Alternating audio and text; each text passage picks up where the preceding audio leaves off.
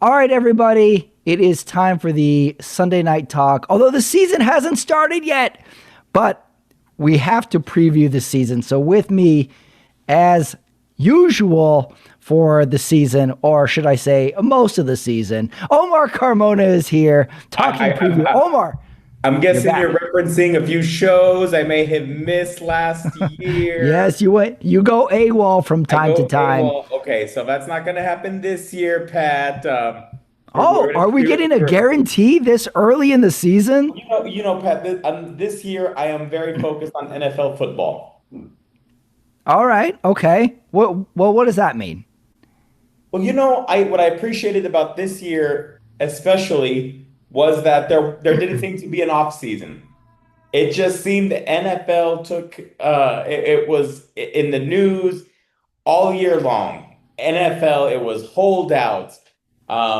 It was a draft which left people stunned when Shador Sanders didn't get drafted when they thought he should have, and then Travis Kelsey, Taylor Swift, Hmm. engaged. I mean, this was there was no off season. Okay, so you have been following pretty closely the NFL from summer all the way through. So, all right, well that's giving me some confidence, which is good. You're looking very slim over there. You've got a nice haircut. I don't know if those are new frames as well, but you're looking a little different It's a over new there. season. Let's see how I look the night of the Super Bowl show.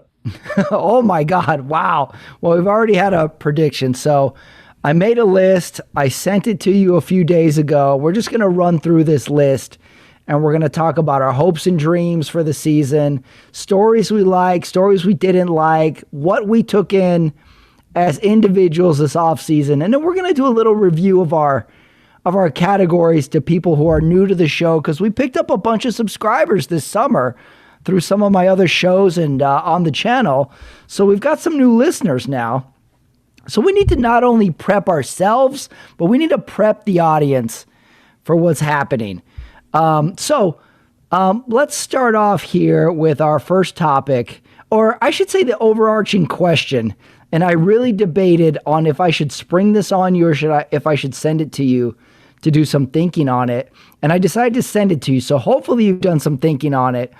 And here's my question looking at this season coming up, watching all the offseason stuff, looking at the players who are returning, players coming up. And my question for you, and you're already leaving? Wait, Carmona's left the screen already. I'm with you, buddy. I'm right here. All right. I don't know if you can hear me or not, but if you can't, then I'll Yeah. take the first one. Okay, you're back. All right. My question to you, don't worry, we're going to cut all this out. Good. As usual, we'll cut all this out. All right, question to you, upcoming season. Is this the most important season for the NFL in 25 years? That's a good question. Yes, thank you. I think the NFL has now lifted itself to another stratosphere. It is no longer in the conversation of MLB. It's no longer in the conversation of the NBA. What Roger Goodell says is true. The NFL is now competing with Amazon, Facebook, Apple. They're just so they are on another level. And I think in order to keep that momentum going, yes, this has to be a very big season. I think there's a lot of parity this season, just like I thought over the last few seasons, there's been more parity. Although we've seen the Kansas City Chiefs being in the last three Super Bowls. I think there is a lot more parity. I think Bills, Ravens, Bengals, Steelers, maybe the Chargers, Raiders are back in it. The Broncos seem to be a little better. It's like I think Mm. there's going to be a lot more parity. It's wide open, and I think the NFL needs this. Okay, so we're in agreement. I was wondering how you're going to take in that question. Here's my argument why this is the most important season in 25 years. We have our established franchises and players, Mahomes, Josh Allen, the Eagles, Lamar. They're all 5+ years into the league right now. We know who is good. So and we don't have a new young generation that we can really speak of as of yet. Like we don't have anybody young where like this guy can compete today. We have some young talent that looks interesting, but we don't have anybody who is taking the mantle or who can compete right now. So we don't know what the future is right now for the NFL. I think we're also at the point where the Chiefs are uninteresting to us. You know, they're at that point where the Patriots were the dynasty and then the Chiefs took over. So essentially that wave of momentum just kept carrying because we had a generational talent right after Tom Brady. And we're like, oh, great, let's watch this. They've already won 3 Super Bowls. I think they've won 3. Oh, they've been to 4 and lost 2, won 2. I don't think anybody's that interested in the Chiefs bounce back season. And if I told you, can Philly repeat? Who cares? Have you heard anybody talk about if Philly can repeat this year? So I don't think we're that interested in the heads of state of the NFL right now, given where it's going to go financially, commercially, viewership. It's on Netflix. It's on Amazon. It's going to be on YouTube. I don't know where this NFL season will interest us other than the merit of the games. So in that regard, this is a really important season in the sense of like, is the NFL truly in elite status? And I don't really know what the answer is to that right now. So I think this is a really important season. And it'll be interesting if we have another season of like, say, Philly KC again in the Super Bowl. Don't you see ratings would go down this year? Don't you think? Absolutely. Don't you think we're due a down rating season? I absolutely agree with you, and that I don't think anybody wants to see Kansas City. I don't think anybody wants to see Philadelphia. But here's the good news: there are teams out there that will be able to, I think, pick up that torch this year. Who do you think? Like what? I think there are 2, but I mean, I've been saying that for 3+ years with the Bills and the Ravens. I mean, for example, are we going to keep talking about the Bills? I mean. Well, that's my question. Do you think we're going to have another Bills, 12-5, 13-4 season and they lose in the divisional or the conference? And we're going to go like, bummer. Are they going to turn into like the Marvin Hagler of the NFL where they play these great games, but they never win? And if so, then I think that stagnates the NFL. I'm more interested in the fact that, I think the Broncos are on the up and up. They're getting there. Man, even the thought about the Raiders improving kind of excites me a little bit. Now, I'm not going to say the Raiders are a Super Bowl team yet, but I think they've made some moves that they're going to be better. Yeah. I think that could be a sneaky good division, the AFC West. Yeah. Well, I agree with all these things. I just think when the rubber meets the road, what's the NFL season we are going to get? Now, that being said, I'm really excited for the start of the season. And I like that. I mean, we were texting back and forth a little bit this week. I like the fact that college starts the week before and gives us Sunday college games. And we get like a little appetizer. We get a little mozzarella sticks before the main event the week before. And I'm like, oh, these are great college games. What about Clemson? What about Notre Dame? Oh, wait, Thursday night, the NFL starts. All right, I'm ready. So I am very excited. So, well, let's jump into my topics. Let's run down them. So number 1 topic, this is the believe the preseason hype ? Do you believe the preseason hype of, and you can fill in the blank. For me, I believe the preseason hype of the Buffalo Bills. Maybe it's NFL, maybe it's HBO Hard Knocks, maybe it's the fact that the Bills are going to wear their throwback unis for a couple of games this year. Maybe it's the fact that Josh Allen is married and now he's more stable. But I believe the Buffalo Bills. How about you? Who do you believe this preseason? The Buffalo Bills are going to be in the conversation only because of number 17. Can we agree on that? Like the only reason they are in the conversation, I want you to take Josh Allen out of that team. I mean, take him, put him on another unit, and nobody's going to be talking about the Buffalo Bills. Okay? Which is also why I don't think that makes them a Super Bowl favorite. And I think they're in the conversation when Josh Allen's playing. But other than that, what else? I mean, there's no other trust you have on for that Bills team. Yeah, I mean, well, I watched all of Hard Knocks, and I still don't know anybody's name on defense. There was some great stories with Buffalo Joe, the guy who made the team from the practice roster. the guy who was from the military that made the special team. Like those are great stories, but I don't know if the defense is good or bad. They had like a 50-50 preseason, but we can't. I don't read anything to preseason games. We know Josh Allen is awesome. So you do not believe preseason hype in Buffalo. And for me, believing in Buffalo means making the Super Bowl. I agree. I mean, it's at this point, it's Super Bowl or bust for the Buffalo Bills at this point. I mean, they have not climbed that Mount Mahomes yet. And when you think about it, Joe Burrow has, Jalen Hurts, he has, Josh Allen still has not. So I don't think there's any point in talking about the Bills until they win and beat Patrick Mahomes. But you don't think they will. That's what it sounds like to you. Like you're not believing in them. I don't think they did anything to um I don't think they did anything to elevate themselves. I went back and watched that AFC Championship game because Mahomes was so bad in that Super Bowl. And I went back and looked at all his stats. Like it was his worst statistical year. He finished sixth in MVP voting that year. He was terrible in the Super Bowl. I was like, man, what an off Mahomes season. But I went back to the AFC Championship game and Mahomes was pretty damn good in that AFC Championship game. And if it not for like a crazy pass, the Buffalo Bills extend the drive. So he was good up until that Super Bowl. But God, the Chiefs really left us all sour, I think. I don't think there's any Chiefs talk either of like, oh, the Chiefs got to bounce back. Have we even talked about the Chiefs this year other than Travis Kelce got engaged last week and that's it? Right. That's it. After last year's final game, there was no need to talk about the Chiefs. Which is kind of weird because that's our dynasty.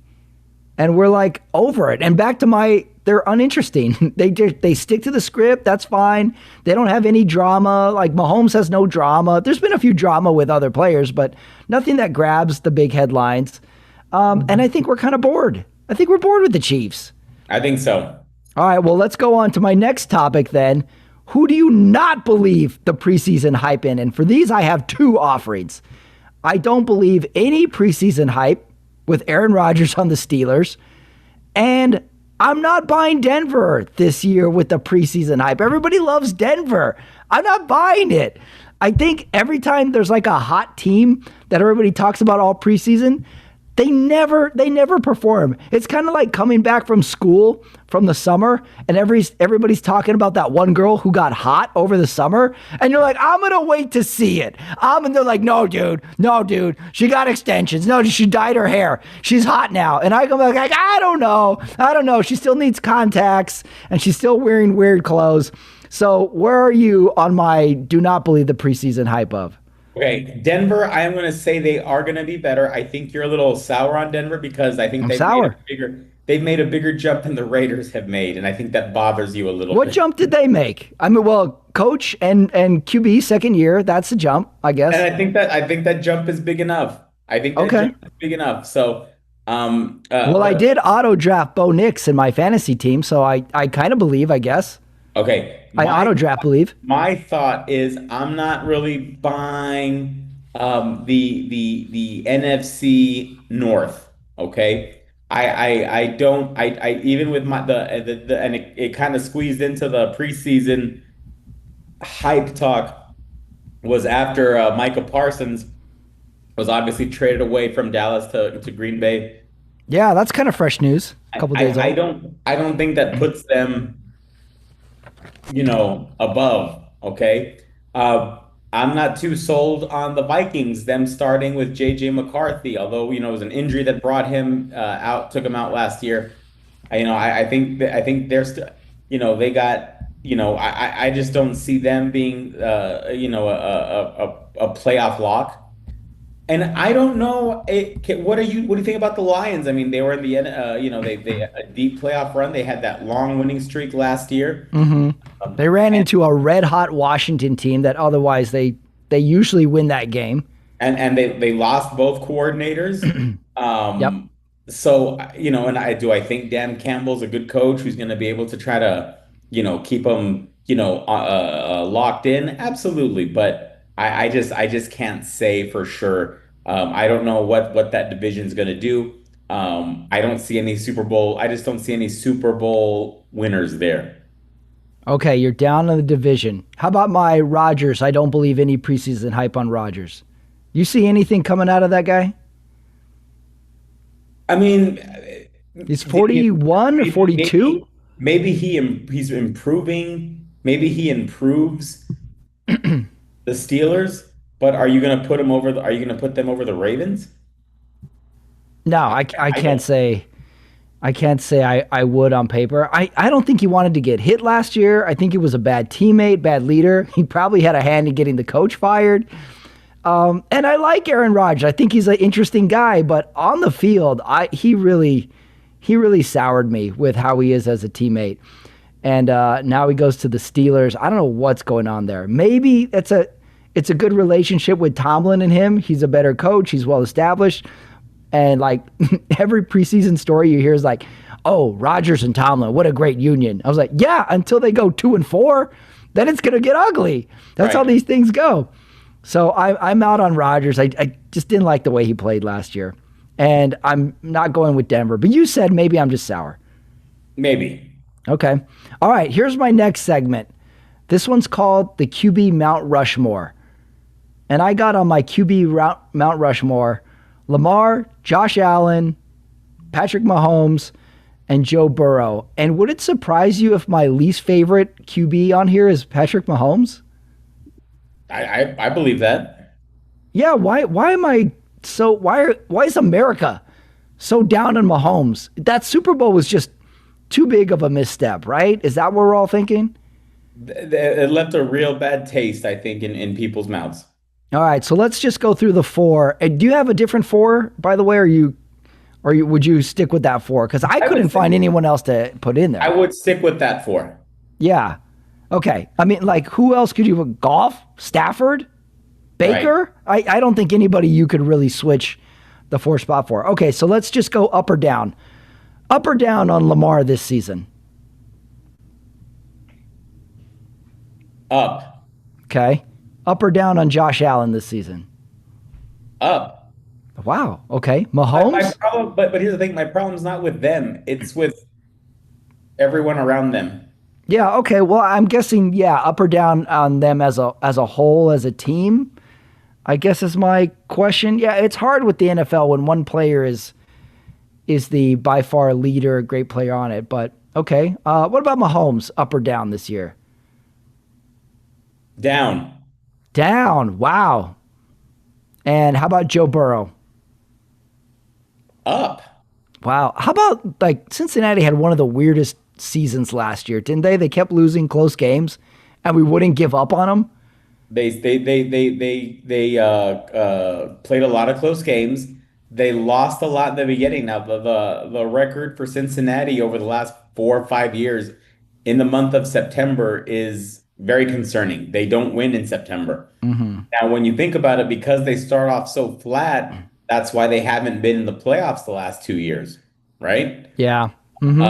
But I do think, look, they paid T. Higgins, they paid Jamar Chase, they paid Joe Burrow, they gave Trey Hendrickson a pay increase, although he is going to be a unrestricted free agent next year, I believe. But there are no more excuses for them. Everyone that Joe Burrow wanted paid got paid. And the Bengals last year were also like one of these great stats, bad record teams. Just like Burrow's Great. putting up And how was so it many like numbers. with the Bengals? Didn't you think that they could probably beat any of those playoff teams in December, January? It's just they weren't playing in January. I thought they would have played all of them close and they would have lost. But yeah, I thought like, yeah, they were like just a great worthy opponent. They just were not winning any games. It was a weird, strange season for them. I'm a little like concerned with like the Lamar, Josh Allen, Joe Burrows of the world that are like great talents, but have really not made that big, deep playoff run. I mean, they made the conference championship game, but none of them have gotten into the Super Bowl. So No. I'm a little concerned with like, we're like getting tired of like the relationship. Like, we're like, we've been in the relationship long enough. Like, are we going to ride this one out? Is there an engagement in this? Or are we just going to straight never see each other again? Right. That's kind of like where I'm at. I was like, I need to see it, but I'm a little worried of the result of all of them because I do like all these quarterbacks. All right. Next topic, favorite preseason story. And for me, it's the one that happened a couple days ago. Micah Parsons, because it involves the Cowboys.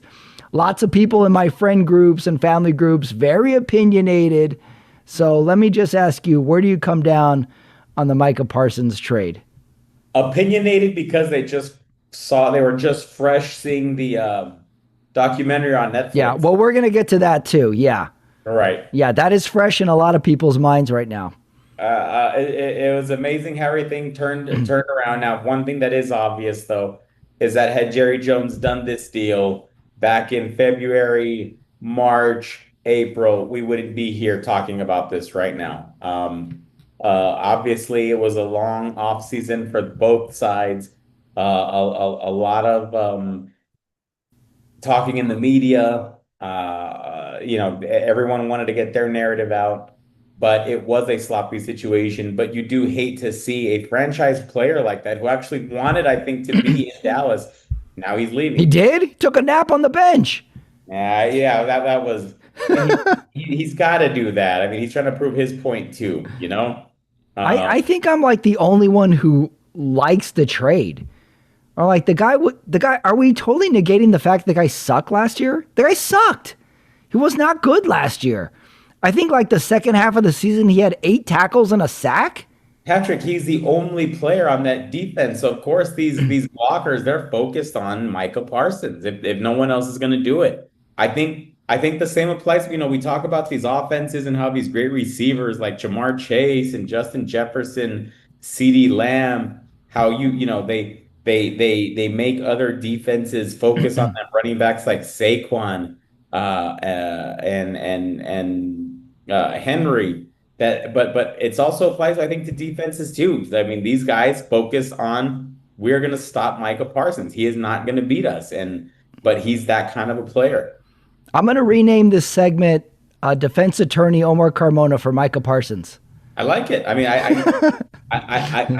think that I think Green Bay did make a step. I think they did step up with them. Okay, well, that's a good next question. We could rename this Who Won the Trade?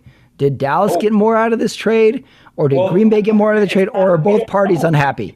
Pat, we don't know because we don't know what those draft. Well, I'm saying at face value, we know what they got for him. So who do you think won in the settlement? Say this is a plea bargain. Who do you think won the settlement? And for me, it's Dallas because they got 2 first-rounders and a defensive tackle. And they didn't have to pay Micah Parsons, although they are paying him this season. And he didn't want to be there. So I would say Dallas won the trade. And I think I'm in totally the minority in this. I have not heard anybody agree with me. They're like, Pat, you're crazy. You have a rectangle head. Nobody thinks you're funny. You're crazy. So I think I'm the only one who thinks this. So you believe Green Bay made out, or am I misunderstanding you? I just think it's impossible for me to say until I see what those draft picks. Well, hypothetical. You can answer a hypothetical. 2 first-rounders? Are we forgetting about the Herschel Walker trade that everybody thought was dumb? And as it stands right now, Green Bay won the trade. Okay. Bolstered their defense. Maybe he'll be happy to be there. Okay? Yes. Well, let's keep... Oh, wait. Do you have a favorite preseason story? Taylor and Kelsey. Pat. Oh, yeah. I'm surprised you like this story. I thought you were like above all this. I just think it just adds to the NFL script. Wow. Very like manicured, very publicist like photo of the engagement ring and the couple and all. So you like the story. I'm surprised. Okay. Well, this will be a fun story to follow as the season goes because it's Kelsey's farewell season, right? We kind of all understand that. I think it very well could be. Yes, I think he's hinted at it. I don't think he said it, but I think he's very well hinted at it. All right. So you believe in the fairy tale. You're starting very positive this year. I'm very positive. All right. All right. Next topic. America's Team, the documentary on Netflix. You watched it. I watched it. I got a little nostalgic for it all. It brought back some great memories, some great footage, great sideline audio. But let me ask you, what was your biggest takeaway from the documentary? Well, I don't know if I messaged you. It was frustrating because it was also as great as The Last Dance was. You have to keep in mind it was content that was controlled by Michael Jordan, right? And Mm-hmm. I believe in this documentary, a lot of the content was controlled by Jerry Jones. Okay. Um, so it's his perspective.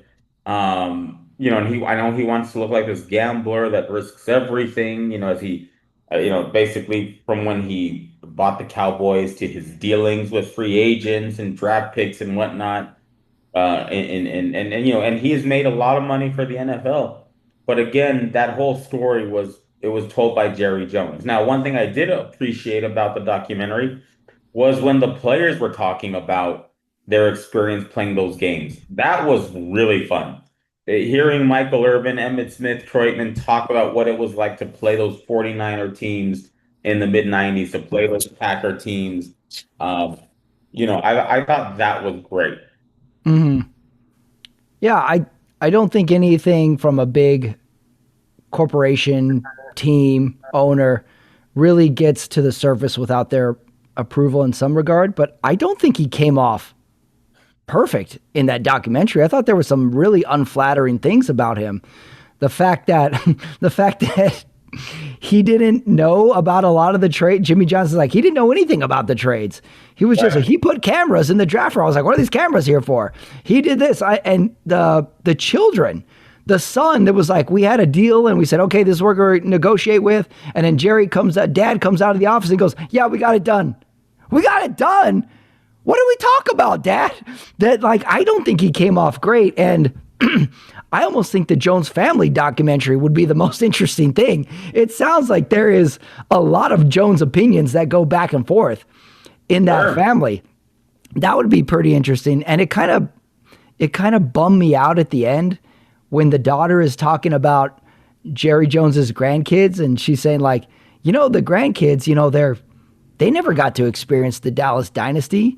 It would be nice if for once they got to see their grandfather happy. I'm like, oh my God, before he dies, Jesus, this is sad and morbid. They've never seen their grandfather succeed, even though this is a multi-billionaire man. So that kind of bummed me out by the end of it. But here, my biggest takeaway was the Dallas Cowboys dynasty was the greatest marriage followed by the greatest divorce. And watching it, I always said, like, man, if they had just kept Jimmy Johnson, they could have won 5 Super Bowls. Now I'm think like, I think they got the most Super Bowls out of that they possibly could. There was no way Jimmy and Jerry were going to stay together for very long.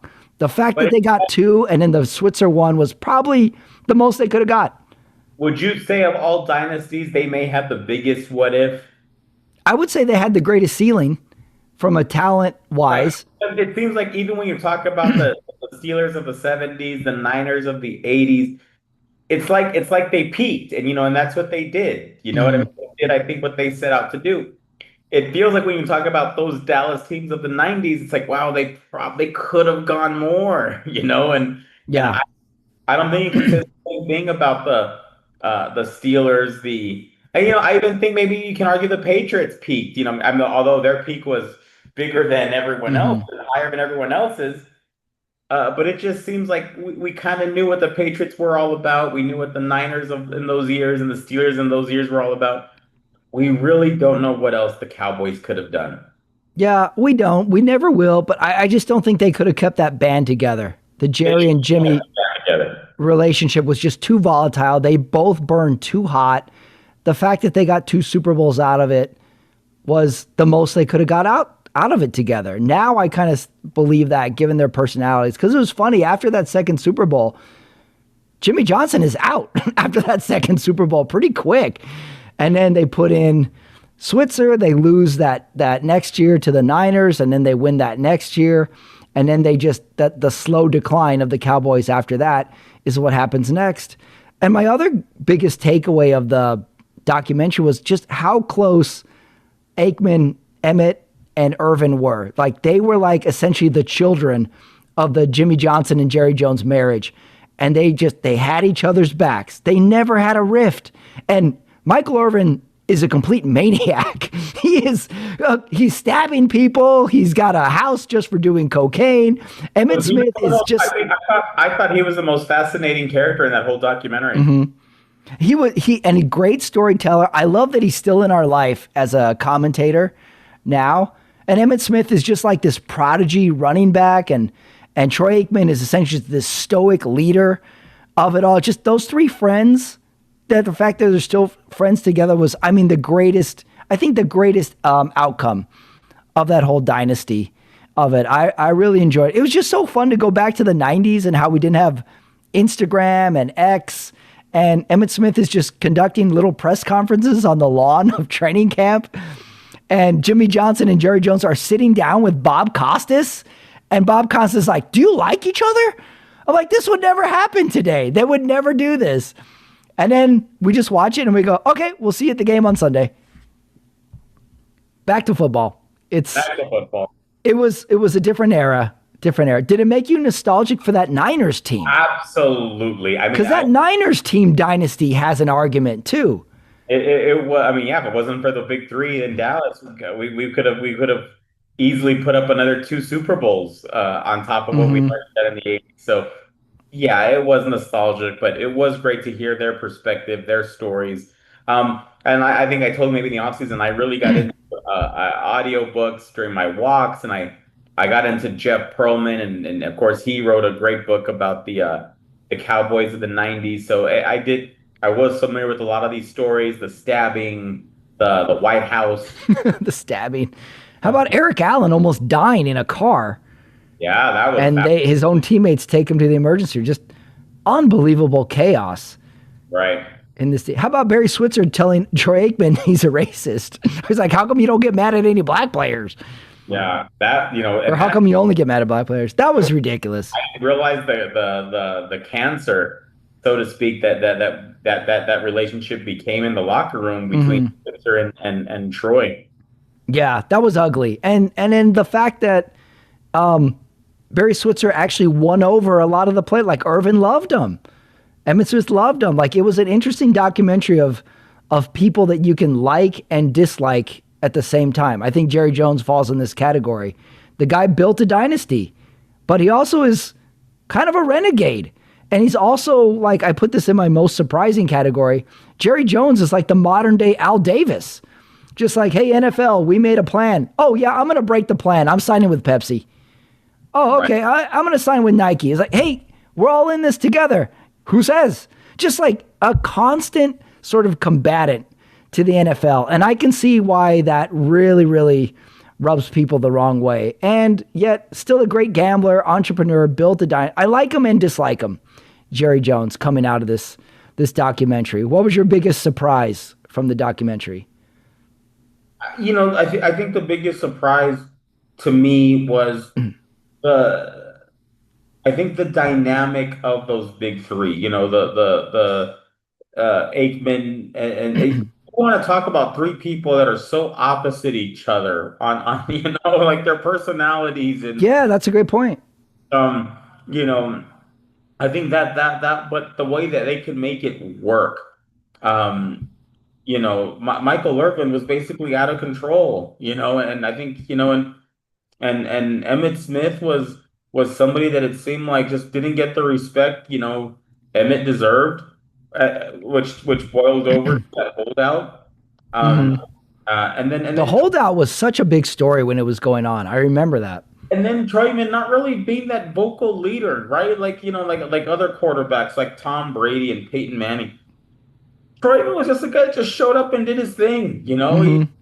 I think everyone else in that locker room knew that he'd step up for his teammates and for his team, but he wasn't that vocal guy, you know. Right? Yeah, he was never the rah-rah guy. He showed up, great example, get in people's faces when they needed it. And he was the perfect captain for that team. Right. And so keeping all that in mind, the fact that they were able to have that sort of success in the mid 90s, well, wow, that's I mean, and maybe it was all Jimmy Johnson, you know, Hmm. and The he deserves his credit. the quote from Jerry Jones of like 500 different coaches could take this team to a Super Bowl, like just such a dick quote to say to someone you hired. That's the part where you're like, oh, he is a great businessman. Oh, he said this. Ah, why'd you say that, dude? Come on, And not it's good. and then it's that even at a young age, we knew that when we saw the 95, the 94 was it the 95 Cowboys win the Super Bowl in Tempe, even with Switzer, and I don't mean to disrespect Barry Switzer, but we were even saying as kids, this is Jimmy Johnson's team. Yeah. And then from the documentary, we realized the team was kind of running the team. Right. Switzer was a hands-off guy, and some players liked that, and he kind of rode the ship as long as the wave would carry him. And then I think the wave ran out. That's why I think 3 is right. That's all they could get. Otherwise, because this ship was on fire and it was going into the rocks. Right. Unbelievably great documentary. I love just a story of friends too. Just the 3 friends. They love each other, crying at every point during the doc. It took me back. I really liked it, and it's making me root for the Cowboys this season, just for the sake of Jerry Jones's grandkids, for Christ's sake. Great doc. I'm ready for the movie. Come on, Hollywood, let's make the America's Team movie. That'd be great. Okay, next category. This one I think I'm the most curious to hear your response to. This one's called Make the Case for Your Team This Year. For fans who don't know, you're a lifelong San Francisco 49er fan.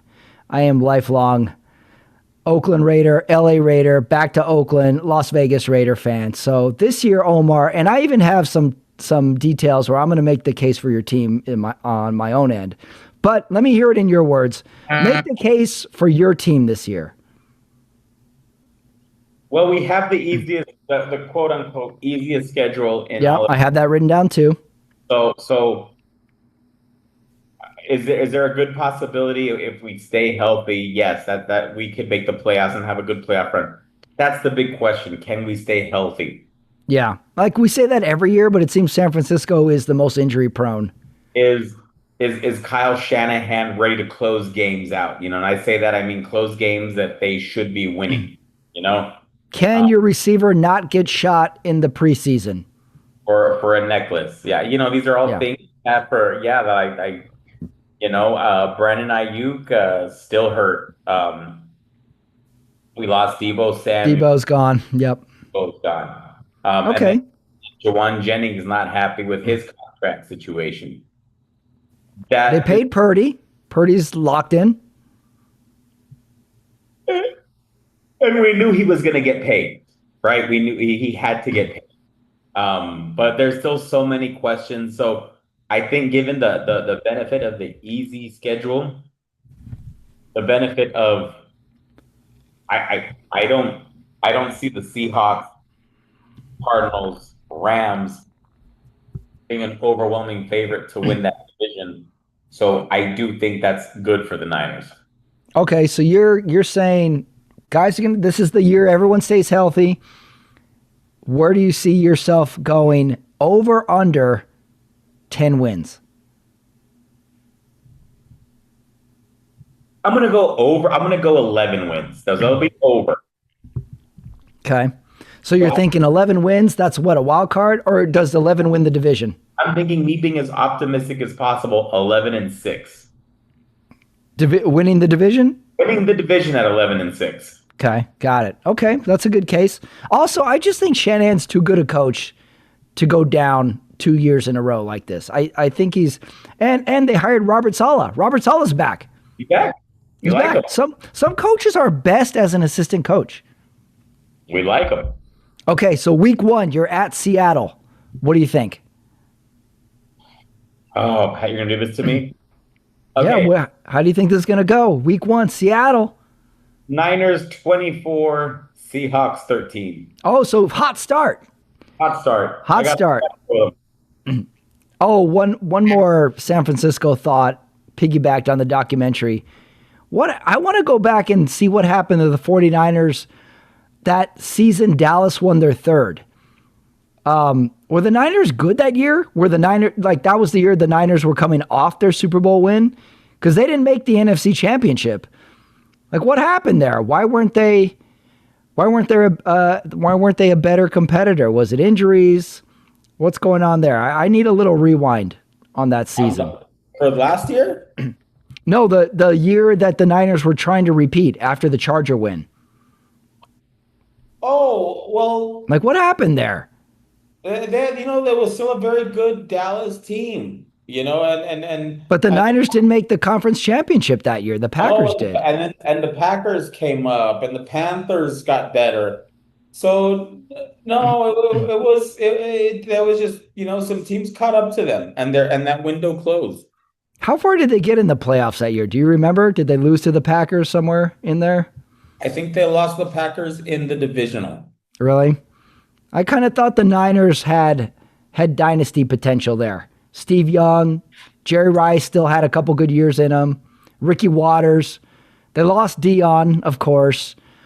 That kind of was a thought popped in my head. Also, thinking of the Super Bowl this year, do you know the Super Bowl is actually in Santa Clara this year? The Niners, excited, bad omen. What do you think? It ain't going to be the Niners. It's not going to be the Niners. After you made the case for your team, Pat, I just think, I'm loving the Commanders. I'm loving the Commanders this year. oh really? Wow. You know what? So I want to set the stage for my hot take. Okay, we'll save it. We'll save it. But you did kind of jog a memory or an idea in my head, and that's the idea of the NFL mistress team. You have your favorite team, but you can also have one mistress. Basically a team that you keep an eye on that you also like, but you don't really advertise it. And it sounds like for you, your mistress team is the Washington Commanders this year. You're kind of going behind the back of your committed relationship of the 49ers. You're responding to some texts, no phone calls, no dinner meetings, just a little dipping a toe. I just think that they are going what that ownership group has done, and they're building behind Jaden Daniels. I just like what the Commanders are doing. I think they're going to surprise some people, but like they did last year, I think they're going to be even better this year. Can I make a counter argument for the Commanders this year? They turned their season around on a miracle play, that Hail Mary Bears pass, and they just kind of rode the wave, and they got killed, of course, by Philly. But I think a lot of luck happened to them last year, and I don't think that happens 2 years in a row. But that being said, great mistress pick. It pains me for me to think that my mistress pick, NFL mistress team, is the Cowboys this year. Because I know this isn't good for me. I know this is only going to cause stress, and this isn't going to better me as a person. I have made a poor decision with my NFL mistress this year. All right. Can we move on to... Can we... Wait, this maybe says more about me than I think. All right, can we move on to make the case for my team? Sure, let's do it. Okay, make the case for the Las Vegas Raiders. We have a better QB than last year. We have a better coach than last year. We have Tom Brady involved. And we have the best tight end possibly in the league in Brock Bowers. I think we definitely improve our record. And in an AFC West where maybe the Chargers could be good, maybe they stink, maybe the Broncos could be a year away. Maybe the Chiefs are flatlining. We're week 1 at New England, very winnable. I'm making the case for, I think we can get 9 wins, maybe 10. I think that's a good call. And I made a good case. I wouldn't bet against that. We got a good well, I would say we have a good defender in Max Crosby. Our defense was not good overall. We have a good defender. So I still need to see that. So you believe my case. Is there any points I might have left out, or am I crazy? I believe you made the case. Okay. You shook your head when I said better QB than last year, though. What was that about? You did. You did. Oh, why'd you shake your head? Or was it like one of those You know, agreement shakes? it was an agreement shake, but at the same time, it's like you still can't. You're not going to bet the whole farm on Gino, though. No, not bet the farm. I'm just saying put the car back on the road. We were getting excited about Gardner Minshew, for Christ's sake. How off were we last year?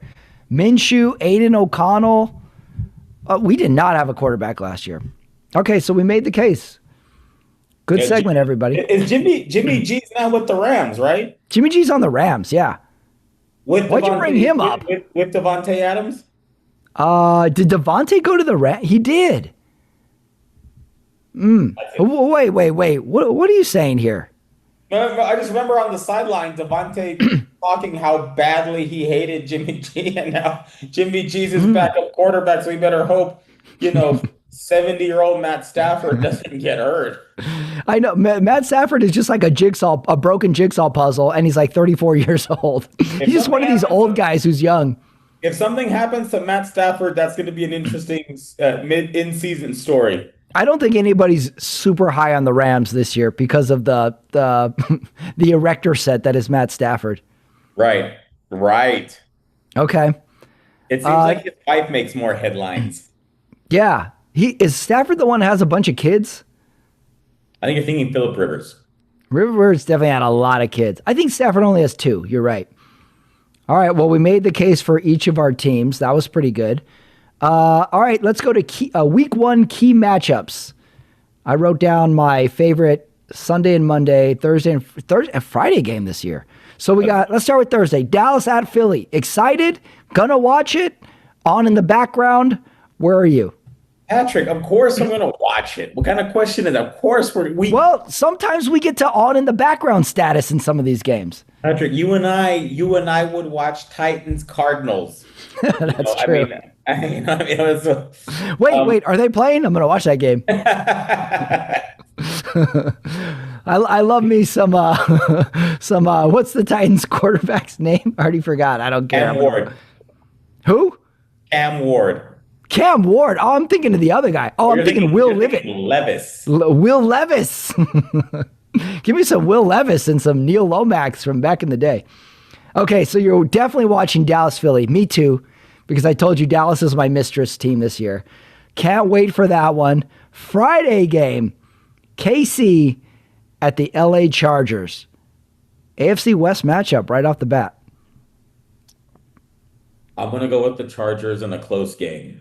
Oh, wow. You watching this game start to finish? Patrick. Just checking. I know you're a busy man. It's Friday. I'd watch the Seahawks second unit versus the Colts second unit prime time. Did you pull the trigger on NFL Sunday Ticket again this year? Yeah, of course I did. I paid for it in May. But you got preseason games with it this year, which I purposely did not watch because I knew I would read too much into it, but it sounds like you watched a few. Yes, I did. Okay. All right, moving on. My favorite Sunday game, Baltimore at Buffalo. 100% order the pizza. I'm sitting down and watching every single bit of this game. And we're going to do our Sunday night talk right after it. So I'm all in on this game. I love the game. And one player is going to already have the advantage to winning the MVP. Are you going to say who, or you think it's going to be the winner of this game? I'm saying between Lamar and Josh Allen. Okay. The winner already has a step up. Yeah, this is a great round 1 of a heavyweight matchup that we're probably going to see these teams play each other again. Yeah, all in Sunday night. Great pick. And then Monday night, Minnesota at Chicago. Interesting Monday night, don't you think? It is interesting. It's a divisional, and it's the NFC North. The old NFC Central from when we were kids, the old black and blue division. Mm-hmm. I love the matchup. I love to see the Vikings go against the Bears. I am going to go with who's the home team on this one? Chicago. I'm going to go with the Bears. Wow. Are you high on the bear on Caleb this year? Because No, I'm not. no, No, I'm no, me not. neither. I'm Yeah. not. I think he's got an attitude. I'm worried about him. All right. Yes. So, all right, we did our little preseason topics, but I want to run through what we do on this show for the new listeners. We talk about our Sunday games, we talk about our lives, but we give the awards at the end of every show. So let's run through the awards. And I have two new ones I just want to throw at you, see if we want to put them in or not. Because we always do for the awards the most memorable moment of our Sundays, whether that's a commercial that came up, a great game, a great 8 minutes of the game, a potential phone call we took and missed half the game. That's the most memorable moment, which I kind of think is the sneaky best award of the day. So memorable moment, I think, stays in the awards category. Don't you think? Yes. Keep memorable moment. Next award we give out is the cringeworthy award. Something that just didn't sit right with us. That's like a look from a coach, a bad call from a referee, a bad piece of pizza that didn't sit right. Cringeworthy award I like too, so I think we keep it. I like it. Let's do that. Okay. This one I think we're going to split on. Most memeable moment. A moment that we take from our Sunday that we think could be a meme to it. I think we struggled in actually defining what this award was last year. Okay, but So where do you stand on memeable moment? Keep it or lose it? let's table that. Okay. I'm going to put a question mark by it. Okay. Next award that we give out. Best Innovation Award. I like Best Innovation. How about you? I love that. It's also like open for interpretation. Like it could be something on the field. It could be something in our lives. And it can also be an old innovation that kind of played out this year, or this week. So I kind of Yeah. like that. Sometimes we go old school with it and we're like, best innovation, the cleated shoe. Who thought of the cleated shoe? Who was like, we got to put teeth on the bottoms of our feet for traction? In my audiobook dive, Patrick, and I've been reading. I had to get off the news. I had to get off the politics. I had to get off this Yeah, MAGA. if you let that stuff affect you too much, I have to say. Patrick, it's not good for me. So I got into audiobooks and I got in specifically to sports books, okay? And if you want to talk about somebody that innovated, I did the book on the 85 Bears, okay, by Rich Cohen. And what George Halas did to contribute to the NFL, insane. I mean, he basically is the godfather of film study, Oh, okay? really? Hey, Yeah. can I offer a new segment? How about a quick minute or two, Omar's book report? I love it. And every week you can give me a quick little tidbit of some book you Right read. now, right now, I am reading Sweetness, the a book about Walter Payton. All right, I'm going to pencil this segment in, but I want you to be on it because I would be interested to know Omar's book report. I like it. Let's do that. Okay, I'm gonna keep penciling reading. it in there. I say reading. I'm going to keep listening to these books. It's 2025, Pat. Oh yeah, do you call it reading if you listen to it? Because the only way I'm getting through a book is audiobook as well. I'm listening to an audiobook. Okay, that's fair. All right, next award. Soundtrack award. Something we can put music to that happened during the game. I think this is a good one because we get to talk about music a little bit too. So that it kind of opens up. I kind of like that. Kind of like a little pop culture thing. I like that. Okay, so you want to keep it. Next award we give out. I think we both know this one, Stain. Hot Take Award. We can't lose that one. That's been a staple, Pat. That one's been with us through since season 1. Let's do it. Okay, I like this next award. I don't know if you do, though, to be honest. This one's called the Sunday Double Feature. This is the movie that you would want to watch after taking in the games of this there? week. And if you don't like it, I have a variation of the award if you want. Give me the variation. The variation I is... struggle with this one. Yeah, I thought it would be easy as well, but there was a few weeks last year where there wasn't a movie right off the top of my head I that. struggled with it. Yeah, okay. Well, here's the variation I'm thinking, and maybe we can just add it as an option. Is this one's called the casting couch, and we can name an actor who most represented that Sunday in the NFL. It can be an actor or it can be a character from a movie. I like the character. I would probably go with the character, Okay, so we'll go casting couch. If something sad happens, I'll think of some of our more sad and depressing characters. I like that. Okay, so let's maybe change it this year and call it the casting couch award. Okay, let's do that. All right, these were our maybes from last year. The montage award, which I think we axed because we already had a soundtrack award. The announcer award, the location award, and best quote were our maybes. Of those four, I would say keep best quote. Let's do it. What do you think? Do you want to keep any of those other three? Because on the right week, announcer award is good, but it doesn't happen every week. Okay, you're right. Maybe we can give an award if we see fit. Okay. All right, so here's my two maybes. Oh, of course we're keeping, like we do every year, who won the week. We always finish the awards with who won the week. Here's my two maybes, my two offerings to you. This one's called the Auto Draft Award. And we can give this award to something that just sort of happened on its own. We're kind of okay with it. Might have to test drive this award a little bit after a couple weeks to see how it actually fits in. But what do you think about the Auto Draft Award? That's a tough one, Pat. Right. I kind of like the name, and now I have to fit an award into it. It can be something that happened in your life. Let's circle. Maybe that needs to be something we need to maybe start throwing out some potential. Let's play situational football here and maybe go back into previous weeks of maybe last year and kind of talk when we would have handed this award out or the situation this award would have gone out. Okay. I'm going to put a question mark by that one. And then my other maybe award, this one's called the Sam Darnold Award.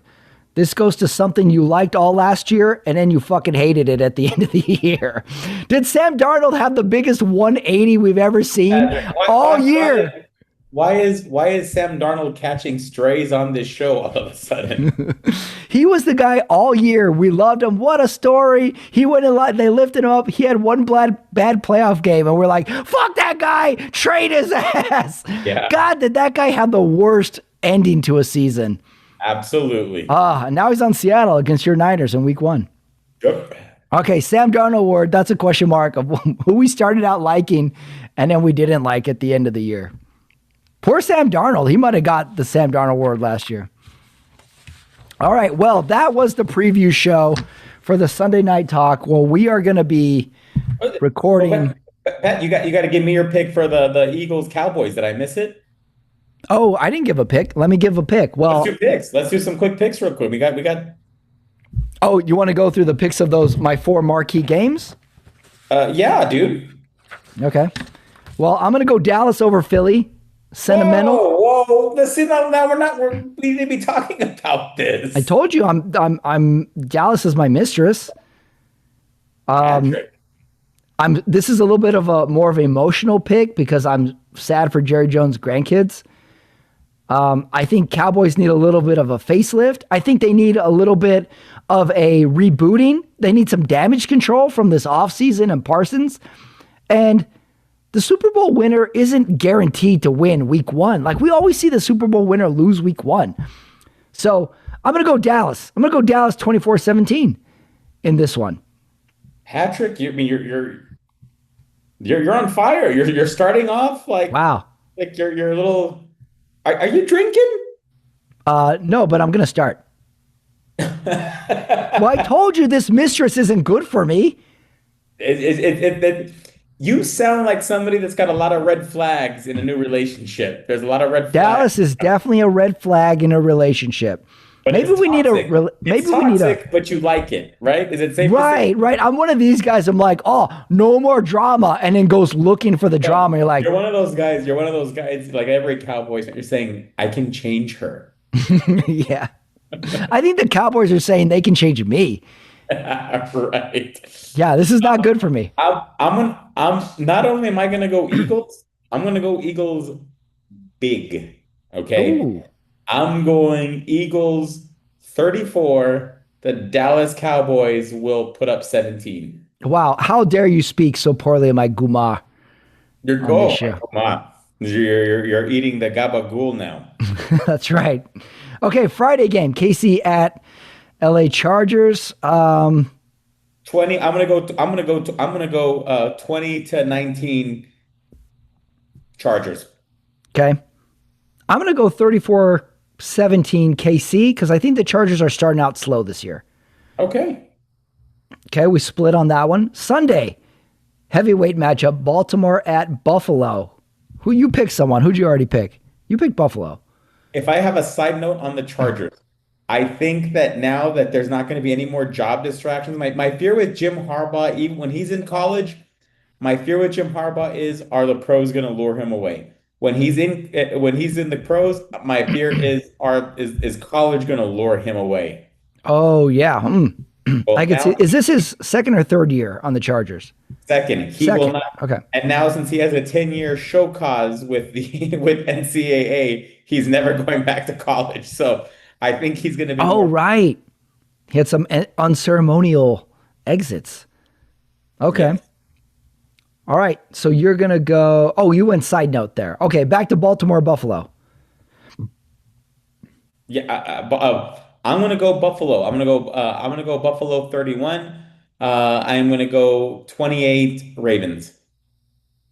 Wait, but 30. Oh, 38-20, 31, 28-31. 31, 28. Buffalo. Okay. I'm going to go hot start Buffalo. I'm going to piggyback your 31 and go Baltimore 17. And that's a garbage time 17 for Baltimore. I'm going to say they have no offense in this game. They have 10 points through the third quarter and they get a garbage time TD. So 31-17 Buffalo. And then our Monday night question mark game. Are these teams good? Minnesota at Chicago. Who do you like? I'm gonna go Chicago. I'm gonna give it to them 22 16 over the Vikings. Okay. I'm going opposite. I think Minnesota's better than we're all thinking. I'm going to go Minnesota 24, Chicago 9. Chicago's going to be the weird score team of the season. They're going to put up a 5. They're going to put up a 9, a 15. So go Minnesota. We split. Okay, well, this Sunday is our season premiere, essentially. And we've got the games to talk about. We've got the awards. And for you, Omar, we've got the unveiling of the hat. As you remember last year, I unveiled my Raiders seasonal hat. And I have an unveiling of the seasonal hat on Sunday, as well as another surprise for you. And I'm going to have one for you. I too will be Oh, I will be at the NFL shop this evening, and I will be debuting some new swag. okay, we'll leave it at that. For the Sunday Night Talk, this has been the preview show for Patrick Ramirez and for Omar Carmona. We will see everybody Sunday night for week 1. Omar, we got high hopes. I'll see you there. You do.